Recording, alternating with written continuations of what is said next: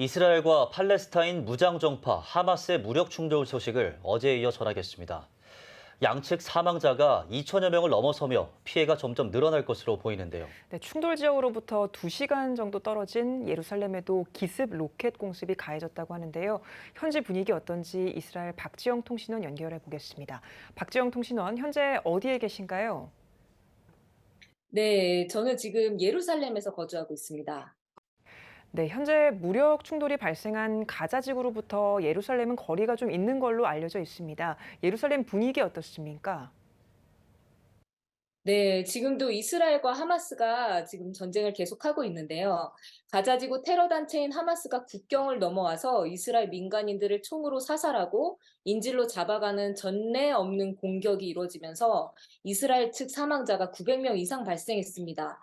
그래서 상황이 쉽게 진정될 것 같아 보이지는 않는데요.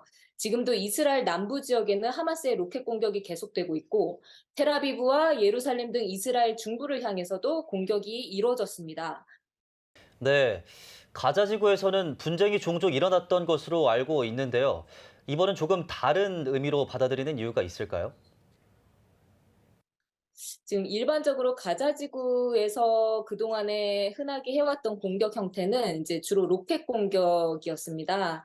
근데 이렇게 지금 이번에 국경을 넘어서 하마스 대원들이 국경을 넘어서 지상으로 침입한 경우가 이번이 처음이고 이렇게까지 민간인 사상자가 발생한 거는 지금 용킵 지금 거의 지금 몇십 년 만에 처음이기 때문에 지금 굉장히 심각한 상황으로 보고 있습니다.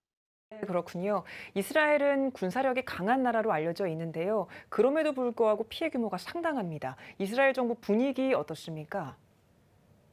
네, 정말 이스라엘이 그동안에 정말로 첩보에 제일 강한 나라라고 알려져 있고, 이스라엘 군이 이스라엘 군사 능력이 굉장히 강한 나라 중에 하나라고 알려져 있는 상태이기 때문에, 정말 이번 공격에 이렇게까지 무방비하게 뚫린 상황은 지금 이스라엘뿐만이 아니라 지금 전 세계가 놀라고 있는 것으로 저도 이제 보고 있는데요. 지금 정말로 많은 사람들이 의아해하고 있는 상황입니다. 지금 이스라엘 군이 기자회견을 할 때마다 기자들이 계속 그 부분에 대해서 지금 저희가 질문을 던지고 있는데 이스라엘 군이 이번 공격의 어떤 책임에 대해서는 아직은 논의할 단계가 아니라고 지금 아직까지는 말을 아끼고 있는 상황입니다. 왜냐하면 지금은 전쟁 중이기 때문에 우선은 이 전쟁을 완료하는 것을 목표로 하고 이 전쟁의 피해가 이렇게까지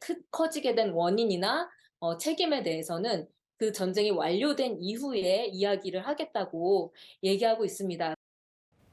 네, 그렇다면 성지순례 유적지도 피해를 입은 상황인가요?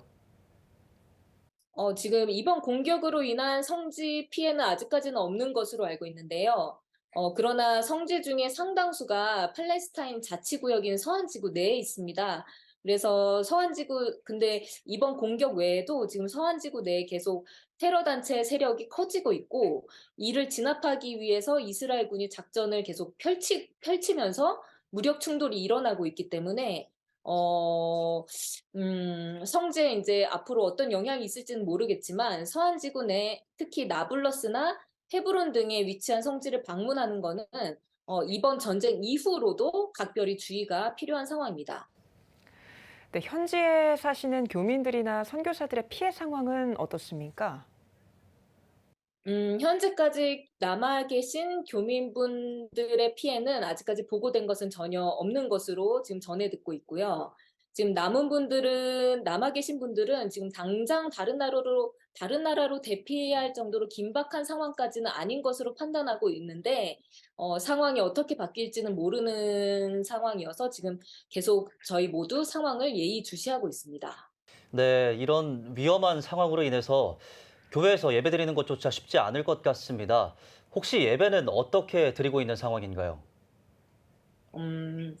그래서 지금 모임 같은 경우에는 예루살렘 중부와 남부 같은 경우에는 이스라엘 민방위 사령부가 그 모임 인원을 제한을 한 상황입니다. 그래서 실외에는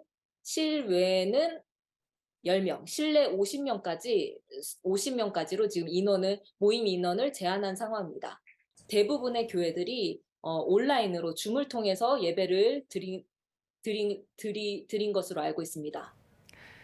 네, 마지막으로 한국교회와 성도들에게 전하실 기도 제목 있을까요?